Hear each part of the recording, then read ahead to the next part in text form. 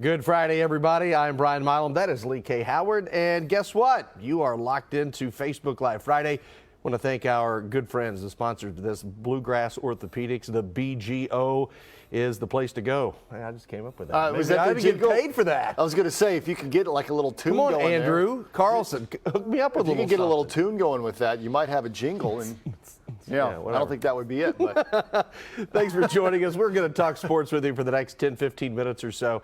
And a lot going on in the sports world despite the Kentucky Wildcats not being in the Final Four. I really thought, Brian, we would be in Minneapolis right now. That's true. Especially after Kentucky beat Houston and Auburn beat North Carolina. I thought, oh, look at that. We're going to be in Minneapolis. I thought about that last year. I was like, Kansas State, Loyola, piece of cake. I know. It's even tougher when you think like the door opened and then, and then it closed in a hurry. And then it really closed in a hurry. In fact, I don't want to mention or admit to everybody that we jinx things, but at halftime of that Kentucky-Auburn game, we were talking about the Mall of America and potentially a roller coaster or something like that in Minneapolis, and we forgot they still had a half of basketball to play. So nonetheless, the basketball season. So it's your fault. Yeah, well, it's partially my fault, partially your fault. But it's come to an end. I just wanted to go see the Harmon Killebrew seat where he hit like the farthest ball in Griffith Stadium. That's the only thing I wanted to see.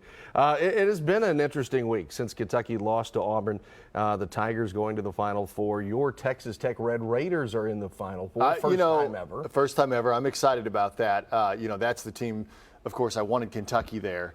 And that would have made it even sweeter because Texas Tech, I don't follow the team very much anymore.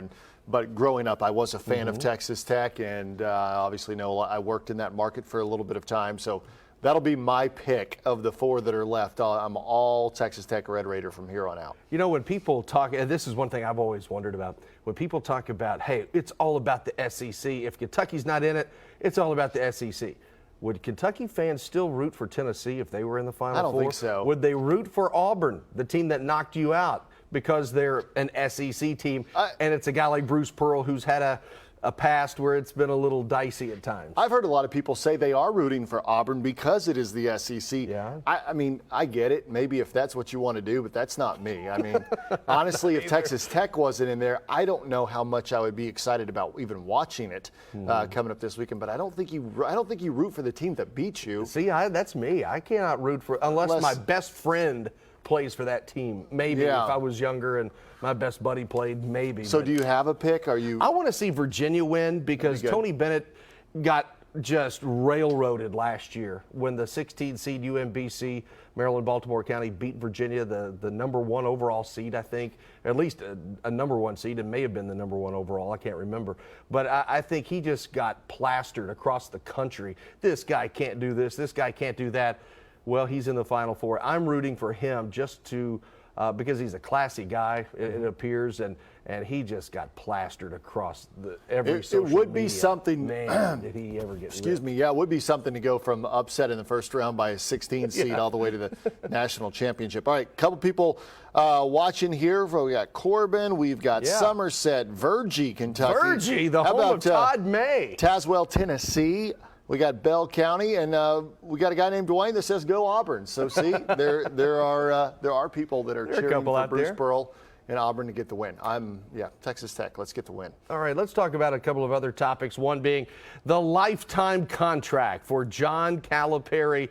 And I said it the other day, I don't think there's been a phrase that has captivated the nation so quickly except for one and done, lifetime contract. And it's the guy you either love or you hate, depending on where you are in the country. And surprisingly, how quickly that came out after Kentucky lost. You know, Cal admitted that he was talking at least or listening to UCLA's offer. UCLA came pretty hard after John Calipari to try to lock him up. And I credit UK for coming right back and saying, no, we want you here, not just now, but we want you here for the remainder of your coaching career. So what lifetime means, I don't even think it was worded lifetime as far as what UK. They just said, a lengthy contract, so to speak. But it's basically until he doesn't want to coach here, he's got the job. Yeah, and I like it. I mean, I don't think – who else are you going to go get right now? Let's say Cal jumped to UCLA.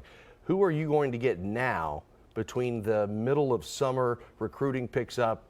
Oh, I would not want that dilemma. And if I am Mitch Barnhart, I agree with what Tom Leach said the other day. He said, man, I'm going to lock this guy up permanently because I don't want to be the guy to go find his replacement. Right.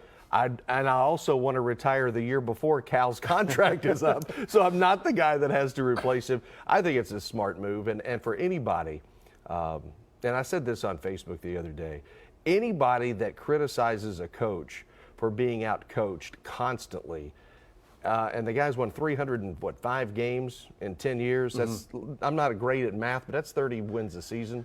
And you look at the way that Calipari does this right now with the one and done system. Yeah, it's not perfect. It has its flaws, but it's not easy to do. And he's just about the best that there is at doing it. You look at Duke and Zion Williamson and R.J. Barrett and Cam Reddish. And, guess what? They're not there. And they're not in there either. I mean, and so it's not easy to do. So people that just point at one national championship and he's underachieved. Guess what? There's only one team that wins that every year, and it's tough to do it. But Calipari has had this team in the conversation every year. Now, the last 2 years, should they have gone to the Final Four? Probably so. But, you know, I'm with you completely. Who else is out there that you're going to find right now that's going to be able to even duplicate, let alone surpass what John Calipari is doing? You know, and another thing that really gets on, this is where we can kind of let our hair down a little bit and kind of be a little bit more honest than we would be on television. I get sick and tired of I'm always honest on television. I'll just say that. I always get sick and tired of people saying, well, Kentucky choked, Cal choked, the kids choked. When is it always about losing? Don't you credit the other team for winning? I mean, just saying, it's not just about who loses, it's about who wins. And credit Auburn. They were red hot coming into that game. They were not red hot from three-point range, even though they hit some timely threes to certainly the start of the second half, going on a 12-2 run. But they reevaluated and said, look, they're taking away the three. We're going to have to drive to the basket. Cal did make some adjustments. Some he didn't. That happens, folks. There is not a 100% great coach. John Wooden allegedly lost a few games here and there. Is that right? Just throwing that out there. Adolph Rupp lost a couple of games. Yeah, I mean, golly, this will be the only time I give Auburn credit. But other than the free throw statistic, which was all on Kentucky, just a bad day. Good free throw shooting team, bad day. You know, Auburn is a team that likes to turn over their opponents. So that the turnovers late, credit Auburn. Auburn, you know, obviously that game was hard fought, went to overtime. Somebody had to win the game, and unfortunately, it's not the Wildcats. That's right. Also, what else we have? Some other news. Nate Sestina, another grad transfer coming to Kentucky from Bucknell. He will replace Reed Travis in this new version of a one and done. Yeah. And I got a Facebook message from a former coach of mine. He said, hey, see if he's available. My daughter needs a date. I'm thinking, man, this guy hadn't even, he hadn't even totally moved in He's yet. the kind of guy that you want your daughter to take on a date, huh? Yeah, well, I think that's true because if you look at his Facebook page, of his Twitter accounts, whatever, and I know social media is superficial to a degree, but this young man seems to have it together. He does. More so than a lot of people that you will see that's age 22, 23, whatever. But he is 6'9", 245, 250 pounds, who can shoot threes. He's a banger on the inside, 8.5 rebounds a game, scores 15 points a game. And this is a great, I think this is a great addition to the Cats because you say, okay, who do you have coming in next year that's going to be a real banger? Right. Maybe you don't have that right now. Well, now you do. Well, I was looking at him. I was watching some of his YouTube videos, and his game almost reminds me a little bit of a European style type of game from what I saw. Now, he's not European. He's actually from Emporium, Pennsylvania, which is, I think he said 1,900 people. So little bitty small town. And he plays a game, like you said, he's a big guy, can certainly muscle and pull down rebounds, but he can also step out, hit 41 three-pointers last year at Bucknell. That's not a fluke. If you hit 41 three-pointers in a season, you can really shoot the three-pointer. I don't think he's going to be as big of a banger type guy, as you say, as like what Reed Travis was, but he's going to have probably a wider skill set offensively than maybe what Reed did. And more than anything, Brian, that just tells me that Cal really liked this experiment this year of having the older, more mature leader type role on his team. Experiment worked once, let's try it again. You know, one thing I think when you look at the 2012 national championship team, we talk about Anthony Davis. Man, did he do this? And Michael Kidd-Gilchrist was this. What about Darius Miller, the old man on the team? You know, you need the old guy out there. We were talking on the way back from Kansas City about how the Fab Five, the Michigan Fab Five, they go to back-to-back national championship games and they don't win. Well, who was their real old man on the team? Who was the leader that said, look, you guys are the flash and the dance and the bells and the whistles, but you need that core stability, right? And I'm going to be that guy. And you look at it now, the way that Calipari recruits and the level that he recruits at, the type of players, those are just not guys that are going to stick around for 5 years. They're just not. If they're coming in a 5-star guy, they're thinking in their mind they're either 1 and done, 2 and done, 3, and they got to, those guys are not sticking around 4 years. So Cal has kind of found this loophole here of getting a senior guy in who is maybe was under-recruited or developed through their college years and not necessarily as early in their high school careers. And they found a way to make themselves one of the top players in the country, like a Reed Travis. And there's always a spot for leadership on any team. Yeah, Tony Barbie, assistant coach, he will not be going to Georgia State. Georgia State getting Rob Lanier, Tennessee assistant. So he's the new coach. So Coach Barbie is on the staff at least for a little while longer. And Cal has kept this staff together for the most part over the last several years. Rod Strickland, he had a departure, but Joel Justice moved in here, and Robick and Justice kind of reshuffled their duties. But it's been a consistent coaching staff with Kenny Payne kind of anchoring the assistant coaches. So it'll be interesting to see how many coaches stay around for the upcoming season. Jerry Stackhouse, how about Vandy? How about that? Winless in the SEC this year. First time that's happened since 1954, and they go get a former Tar Heel, Jerry Stackhouse. Now, is he going to play or is he going to coach? Now, if he was playing, I'm still in. I bet he can still beat all those guys. I was going to say, he might play or coach. Does he have college eligibility left over? I would hope so. Yeah, that's interesting. I mean, he has been an assistant coach, Jerry Stackhouse, in the NBA. People rave about his coaching ability. Obviously, he's never been a coach in college. Right. But, if he gets the landscape of college, he's going to have to understand recruiting. I'm sure he has a pretty good knowledge of that. Surrounds himself with some good assistant coaches. And, there's only one way to go at Vanderbilt right now, and that's up. Sure. So, you go 0-4 in the SEC season. I think anything's an improvement. Yeah, no question about it. Keeneland is underway. Big weekend of racing out there, and you were over there yesterday. Yeah, they opened up the spring meet on a Thursday, first time in 60 years that they did that. It was a neat atmosphere.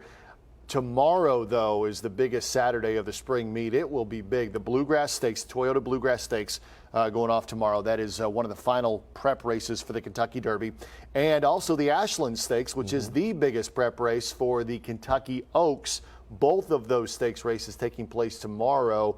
And so, it looks like the weather's going to be good. That place is going to be packed out over there. Yeah, it will be. And also yesterday, opening day for the Lexington Legends, losing in 10 innings to Delmarva 6-5.